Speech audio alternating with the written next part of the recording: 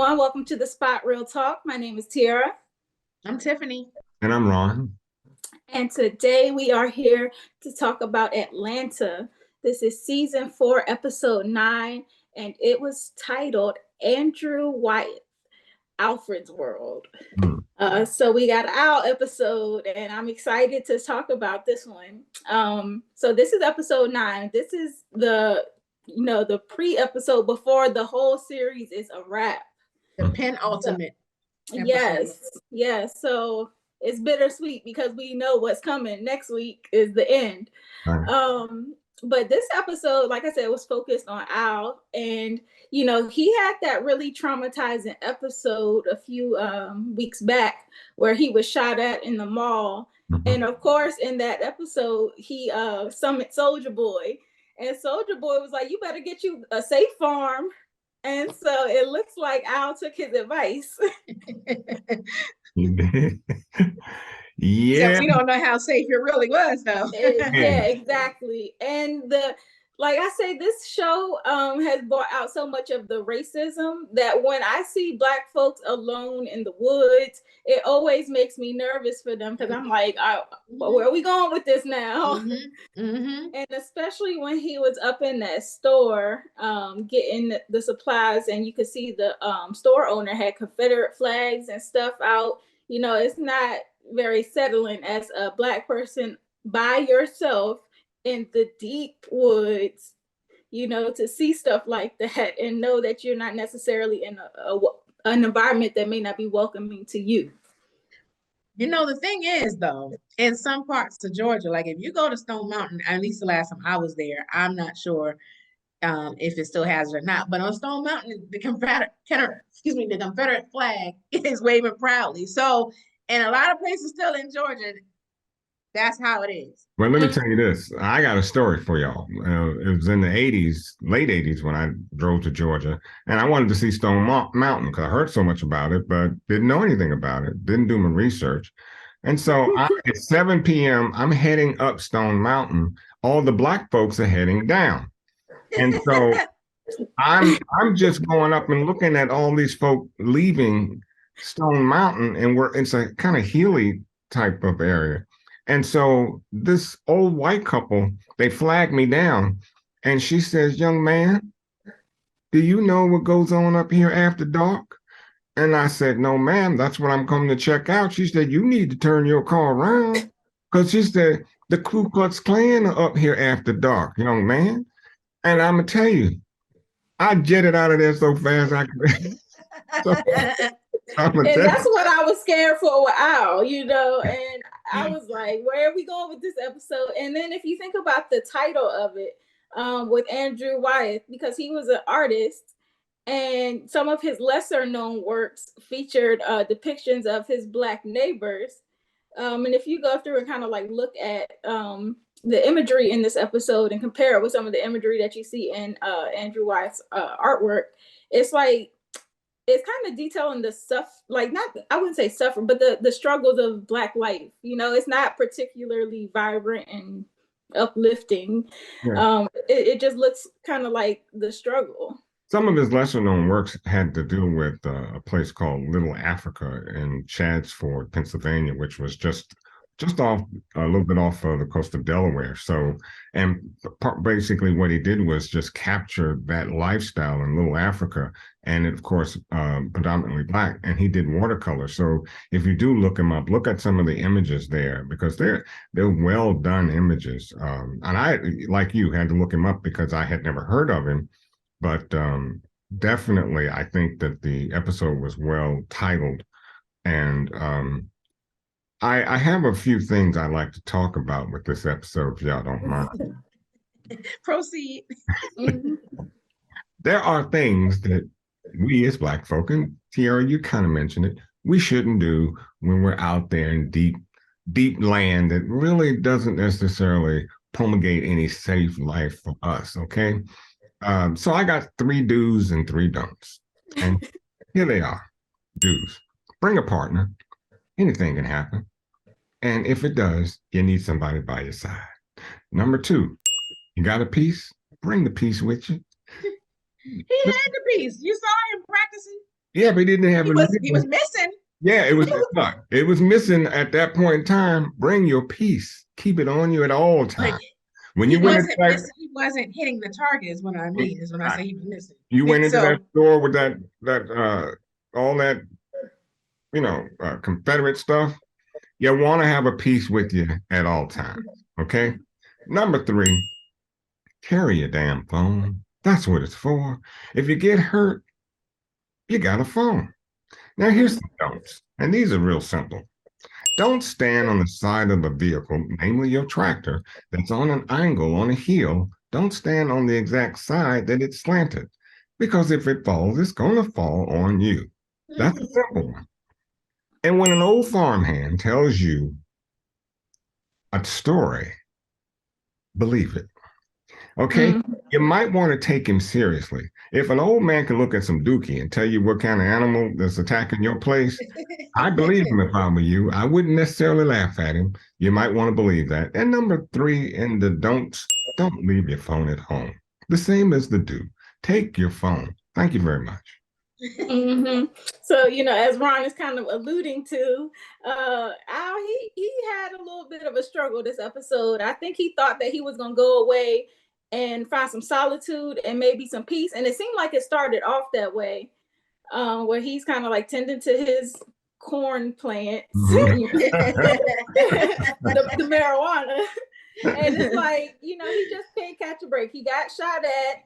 And then, of course, he goes away to the farm, and he's kind of finding peace. Then he goes and finds this tractor, which he kind of makes a project out of revamping it and bringing it back to life.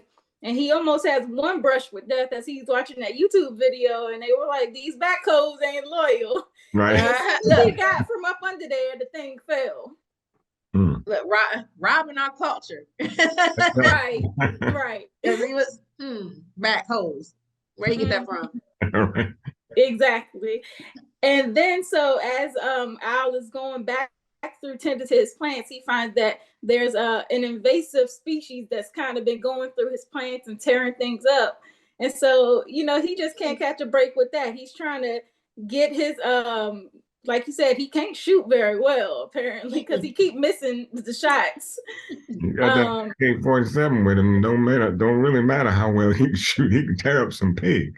But exactly. And then, he goes and finally gets a little moment of glory when he gets the tractor up and running. And, not even 10 minutes later, he looked like he had a very short ride before the thing is falling off of a cliff onto him. And I got to really give some kudos to Brian Tyree as an actor, because he really embodied like what it would be like to be in that kind of excruciating pain. I cannot imagine. And he made it seem so real. Like I was wincing at the thought of like experiencing something like that. A heavy tractor like that landed on your ankle and you got to drag yourself from up under there. He's an amazing actor. He did that. And then to have to drag yourself back to your property. And again, Ron, this goes to your point about either having a buddy with you or having your phone, because he had neither one. And he, like, if he wasn't able to move himself back, he would have been left for dead. And think about it. Even if he had his peace when he saw the delivery chick that pulled out, let a few shots out. Let a few shots out. She may have, and of course, I would have at least tried to stand up at that time. Pow. Wave him or anything, man. I mean, look, the whole point is be prepared when you're out in the wilderness, because you never know. Exactly. That feral hog that they were talking about, no, that's a mean sucker. And it will tear you up, Oh, and it tried. I mean, even that whole scene when it attacked him, I mean, that was about as realistic a scene as you want to see. Yeah, thank goodness for that skillet. Thank goodness for that skillet. Because the man in the store was giving him crap about, like, when he was telling him about the thing. So you're going to order that skillet from Amazon, aren't you? And thank goodness for the Amazon skillet, because that skillet helped him clock that thing. He clocked it good. Yeah, and if it wasn't, like I was just like really impressed with like the imagery this episode, because like you said, that hog looked real. I don't know what kind of CGI that was, but that thing looked real. Because I mean, I felt it. I'm like, what the hell would I do if something like that attacked me and pushed me up against the uh that area like hit with him? And I'm like, it's not much you can do. But he was boss though. He knew how to strangle it. Brought it down and was able to take that frying pan is good for. And then the scene afterwards, what is he doing? Cooking bacon. Now, I mean, Right. As a homemade, the metaphor I thought for this episode was just like I'm sure he went there to get some solace from what Tierra said, being shot out in the mall and get some peace and quiet and all of that. But then he found all this drama. Yeah. and there's no safe form for black men, for black folks. That's what I got from it. Like you're safe nowhere. Wilderness, wherever, like you got to be, you have to know that something's going to happen.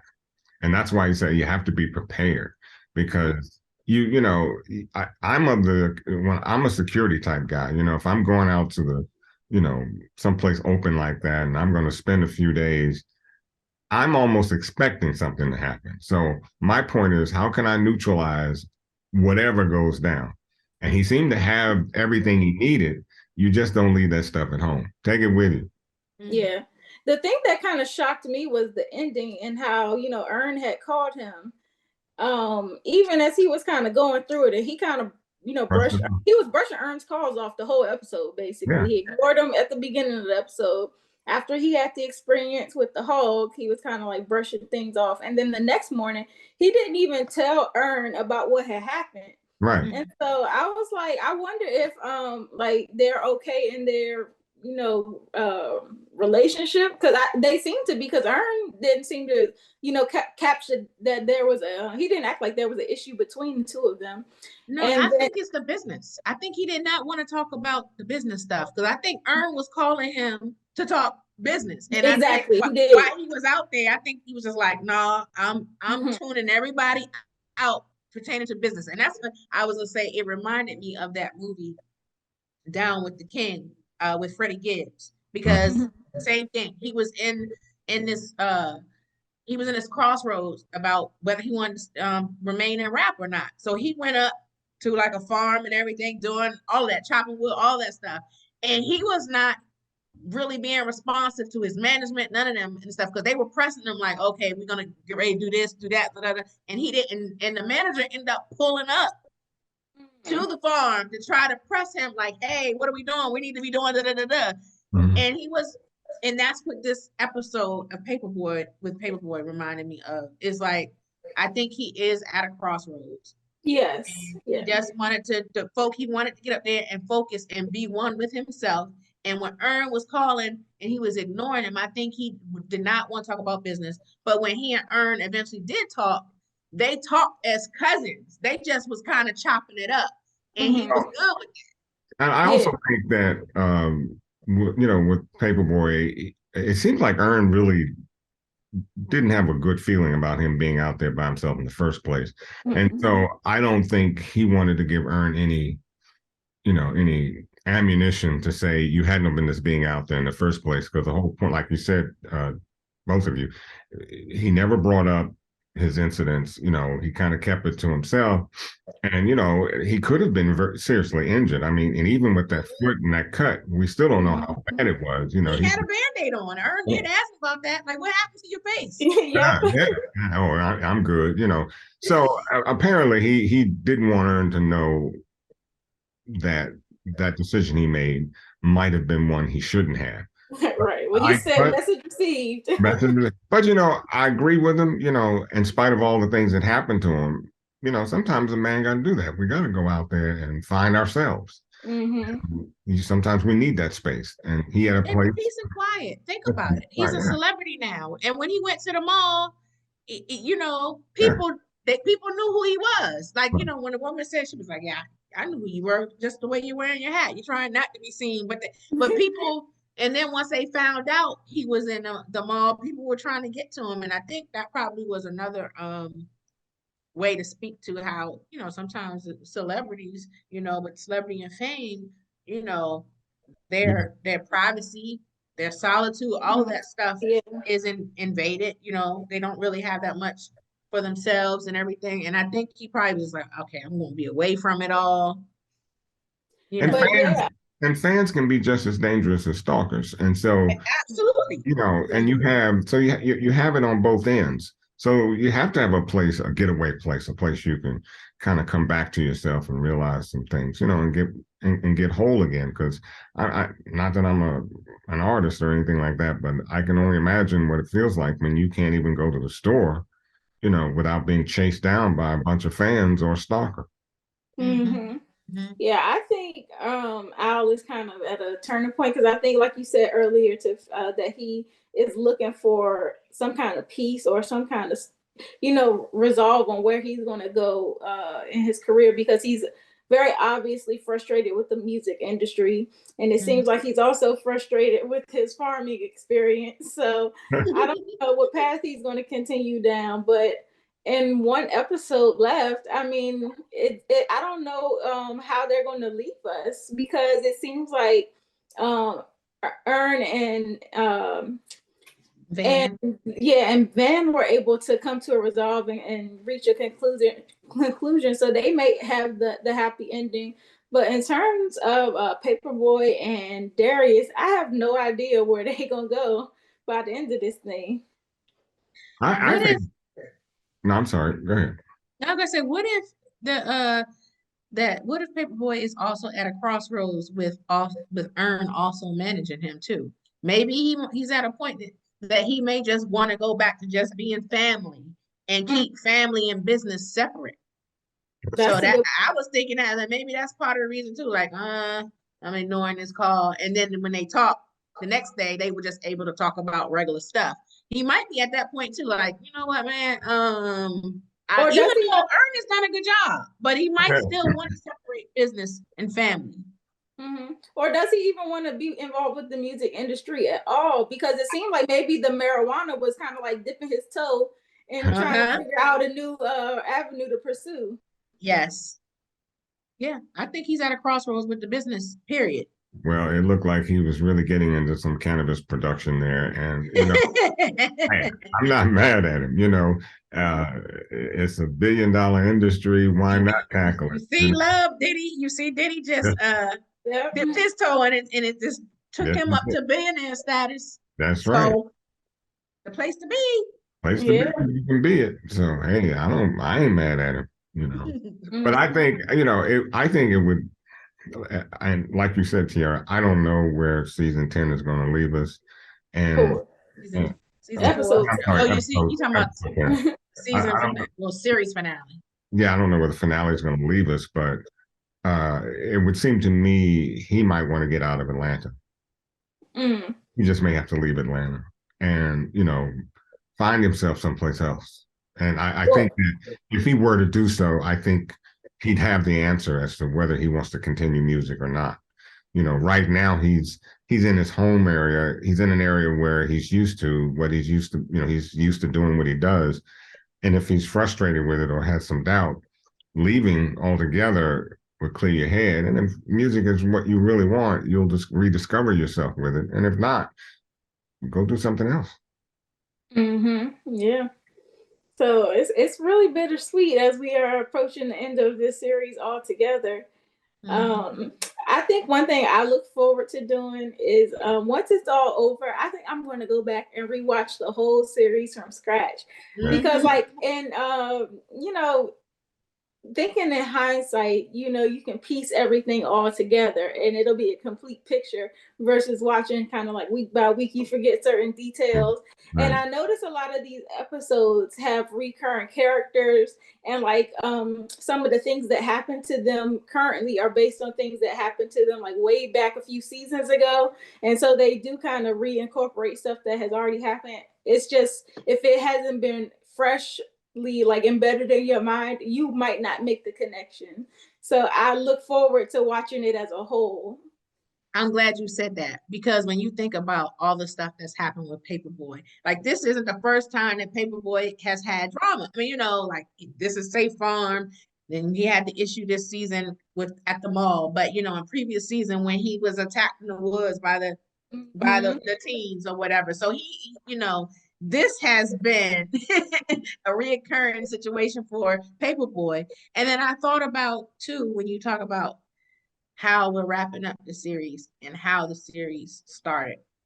In the very beginning, I remember that season finale for the first season, and it really hit me because at the beginning of the series, Ern was super broke. He was like living with Van or living here, and he was also basically at the end, like that series season finale was so powerful to me because it was about how he was trying to get his jacket back and tracing his steps with the jacket. And I was like, what's up with this jacket? And then at the end of the day, it was powerful because the reason why he was looking for his jacket is because the keys to the storage room where he was staying, it was, because he was homeless. And I was like, wow. And a lot happened in it too, because, the kid got shot by the cop and all that. But I say all that to say Ern's journey, like for him, a college dropout, being homeless and being broke, and then now being able to successfully manage Paperboy, and Paperboy is successful now. Ern is successful to the point that he's offered a major job in California, and he's able to take care of his family and take them with me. That's ending this series on a positive note. Yeah, I agree. Like I said, I cannot wait to go back and watch it because everything is going to be like, oh, it's going to be like an aha moment. Yes, again. You can see the evolution. You can see the evolution over the series. Yeah.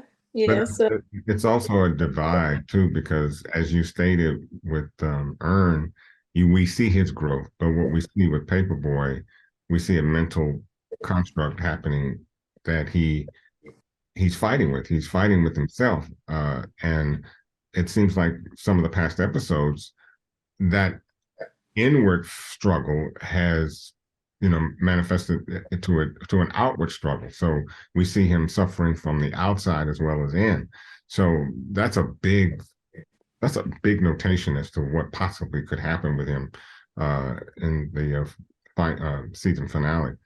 So I'm really looking to see what happens with Paperboy. Donald Glover is he's one of the greatest producers I can think of. He's a master at bringing writer, bringing art, and just being overall creative, and how he manages to merge art and storytelling, and then keeping Blackness in front. And so I'm really going to miss this. Really. Yeah, like I said, it's bittersweet. So next week we have the series finale. It's going to be a wrap. So definitely looking forward to seeing where they leave us, how they're going to end this whole thing. I'm pretty sure they will try to make it as satisfying as possible. But, you can't please everybody. I'm sure people will have something to say either way. Right. So we'll see. But if you guys don't have anything you want to add to the conversation, no, or have we said it all? I think we kind of tied it up. Yeah, quite a bit. Well, I just want to thank everyone for watching. Please drop down in the comment section and give us your thoughts on this episode. Also, make sure you are subscribed to our channel. Click that notification bell so you get alerted every time we post. And also follow us on social media. We are at The Spot Real Talk on all major platforms. Facebook, Twitter, Instagram, TikTok. So make sure you follow us there so you can keep up with what we got coming. And I guess on that note, we are going to call it a night, and we'll see you next week for the big series finale. Bye-bye. Bye. I can't tell you when it started. All I know is that we set the flame.